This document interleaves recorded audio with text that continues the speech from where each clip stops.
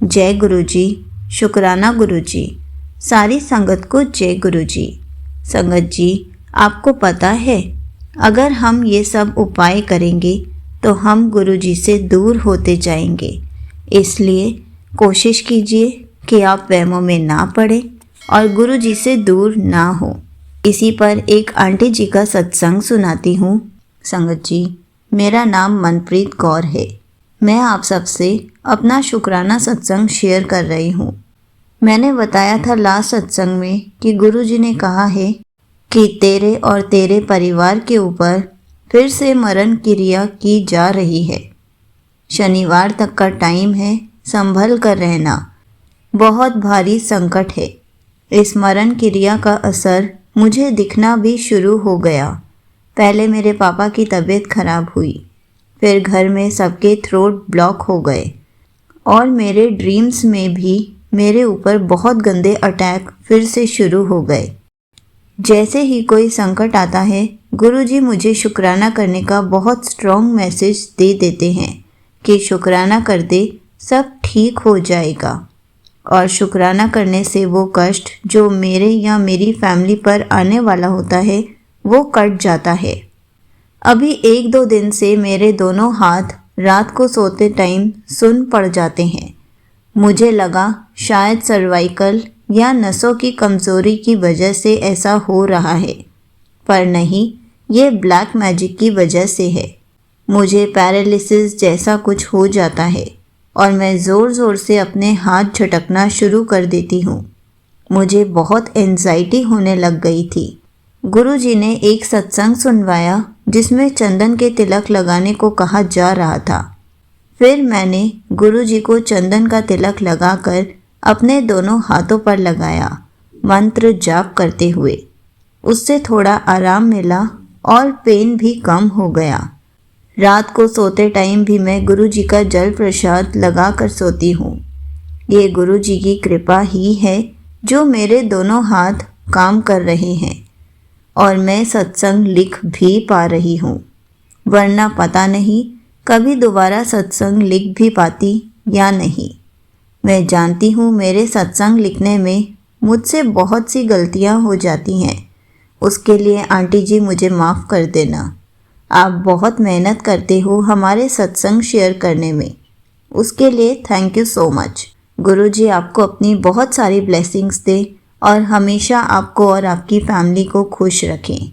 मैं भी अपने सत्संग बोलकर शेयर करना चाहती हूँ, लेकिन नहीं कर पाती क्योंकि बचपन से मेरे थ्रोट चक्र पर भी ब्लैक मैजिक किया गया है ताकि मैं अपनी बात ठीक से ना बोल सकूं और कोई मेरी बात पर बिलीव ना करे। मैं जब भी सत्संग शेयर करती हूँ, मुझे खुद को ऐसा फील होता है जैसे कोई छोटा बच्चा सत्संग शेयर कर रहा है। बस यही रीज़न है मैं सत्संग बोलकर शेयर नहीं कर पाती, अपनी बात ठीक से नहीं कह पाती। इसलिए सत्संग लिखने में मुझसे जो भी गलती हो जाती है उसके लिए मुझे माफ़ करना। एक सत्संग मम्मी को लेकर शेयर करती हूँ। मरण क्रिया की वजह से आज मेरी और मम्मी की, हम दोनों की हेल्थ बहुत ज़्यादा डाउन जा रही थी। बीपी लो हो रहा था और चक्कर भी बहुत आ रहे थे। मैं तो समझ गई ये सब ब्लैक मैजिक की वजह से हो रहा है। मम्मी ने कहा कि उनके सर की नसें फूल रही हैं। फिर मैंने जल्दी से गुरुजी का चंदन का तिलक मम्मी को लगाया और उन्हें मंत्र जाप करने को कहा। मम्मी मंत्र जाप करते करते सो गई। फिर गुरुजी का मैसेज मिला कि बहुत बड़ा संकट सी जो मैंने टाल दिया, तू शुक्राना कर दे। मैं बहुत परेशान हो रखी हूँ इस ब्लैक मैजिक से, पर चलो मेरे साथ जो होना है हो जाए, मुझे फ़र्क नहीं पड़ता। लेकिन मेरी फैमिली उनके साथ कुछ गलत होता हुआ नहीं देख सकती। बचपन से ही देख रही हूँ उनके साथ बहुत कुछ गलत होता आया है। बुरे से बुरे हालात देखे हैं हमने। मेरे परिवार से मेरे रिश्ते खराब किए गए हैं। जैसे तैसे अपनी लाइफ के 27 साल काट लिए हैं मैंने, पर अब इन्हें और परेशान नहीं देख सकती। प्लीज़ गुरुजी, मैं अपनी जान तक देने को तैयार हूँ, पर इस परिवार को आप बख्श दो। मुझसे मेरा सब छीन लिया उस औरत ने, लेकिन मैं अपने परिवार को कुछ होता हुआ नहीं देख सकती। मैं जानती हूँ आप सबकी रक्षा कर रहे हो, कुछ होने नहीं दोगे। मुझे आप पर पूरा विश्वास है। सब कुछ आप ही के हाथों में छोड़ रखा है। प्लीज़ इस फैमिली को जस्टिस दो। बहुत लाइफ खराब हो चुकी है। अब मैं आपसे अपना एक और सत्संग शेयर करती हूँ। संगत जी, गुरुजी ने मुझे कहा है कि थर्सडे से सैटरडे तक बहुत भारी संकट है तेरे पे और तेरे परिवार पर। संभल के रहियो। पहले पापा की तबीयत खराब हुई, फिर धीरे धीरे पूरी फैमिली की तबीयत खराब होने लग गई, लेकिन गुरुजी के जल प्रसाद ने सबको ठीक कर दिया। पर कल मम्मी और मेरी एकदम से तबीयत खराब होने लग गई। सिम्टम्स भी सेम थे, full body pain, BP low और हेडेक। लेकिन मम्मी की सर की नसें फूलने लग गई। आज गुरुजी ने पापा और मम्मी को भर भर के ब्लेसिंग्स दी है। पापा के लिए कहा कि तेरे पापा की उम्र और आगे बढ़ा दी है और उन्हें हेल्थ भी ब्लेस कर दी है। तेरे मम्मी को हेल्थ ब्लेस कर दी है। अपनी मम्मी को बोल दियो कि उनके घुटने का दर्द 1 हफ्ते के अंदर अंदर ठीक हो जाएगा और तेरी मम्मी के सपने में आकर उनको हेल्थ ब्लेस करूँगा। भाई बहन को भी हेल्थ ब्लेस कर दी है। गुरुजी मेरी कोई ना कोई विश रोज़ पूरी करते ही रहते हैं। आज मुझे समोसे खिलाए। मैं कब से कह रही थी कि प्लीज़ गुरुजी बारिश कर दो, तो कल गुरुजी ने बारिश भी कर दी। उसके लिए भी मैंने गुरुजी का बहुत शुक्राना किया। गुरुजी ने मुझे अमृत वेला भी बख्शा है।